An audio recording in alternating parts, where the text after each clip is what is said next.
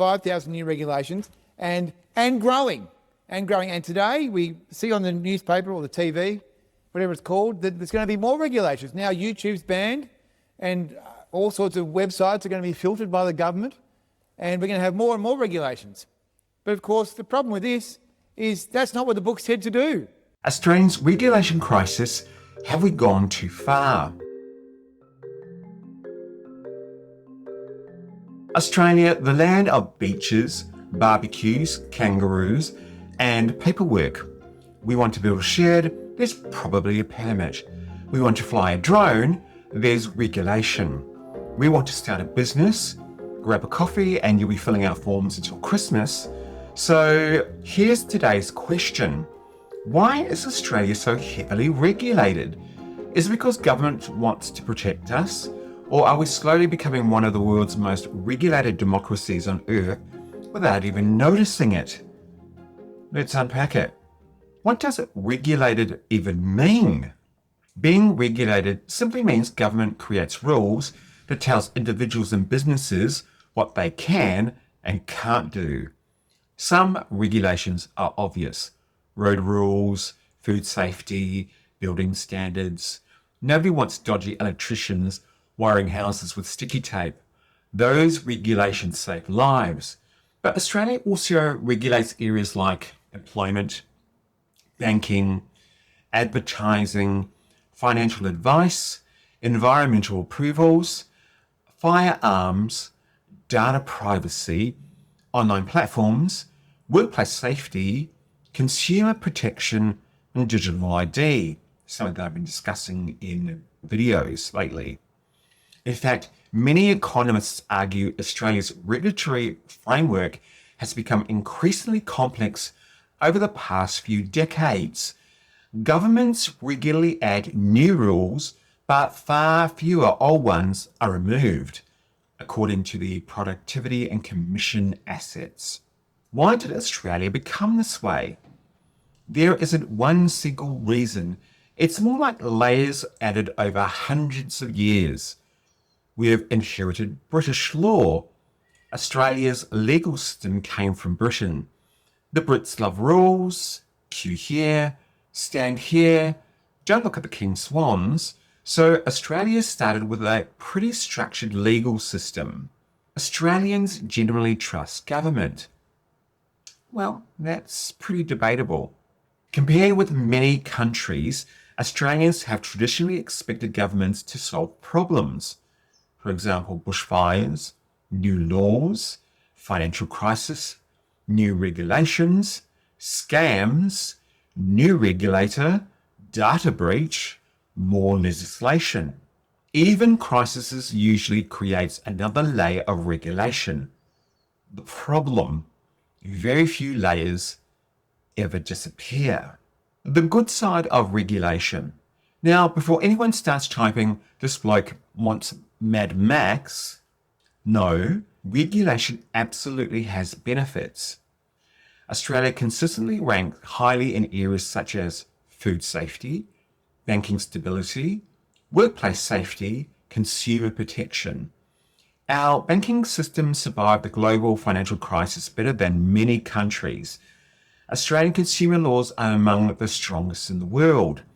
If a company sells rubbish, the government can actually step in. That's a good thing. Nobody wants to buy a toaster that doubles as a flamethrower. When does regulation become too much? This is where our opinion starts dividing. Critics argue Australia has become increasingly risk-adverse. Instead of accepting some personal responsibility, government often introduces another regulation. Businesses frequently say compliance costs are becoming one of their biggest expenses. Large companies usually manage. Small businesses, not so much. Imagine opening a cafe. You need approvals, food licenses, employment compliance, tax reporting, insurance, health inspections, privacy obligations, and probably 3 different passwords you'll forget tomorrow. Each rule makes sense on its own. Together, they become a mountain. The digital age. Now, we're entering something completely different. Digital regulation, artificial intelligence, online privacy, digital identity, cybersecurity. Governments all over the world, including Australia, are creating new rules because technology is moving faster than legislation. Australia's new digital ID framework is one example. The government says it's designed to improve security, reduce identity fraud, and give Australians a safer way to verify who they are online. Importantly, under current law, creating and using an accredited digital ID is voluntary, and the legislation includes privacy safeguards, oversight, and penalties for providers that misuse personal information, according to the digital ID systems.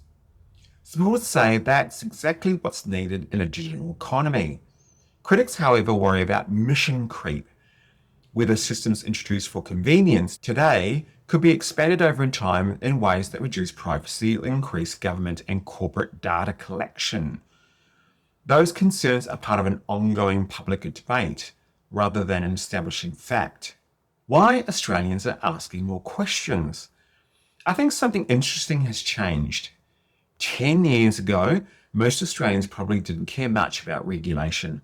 Today, people are asking questions. How much data is collected? Who owns it? Who accesses it? How secure is it? Can governments keep adding regulations forever? The questions aren't just coming from one political side, they're coming from everyday Australians.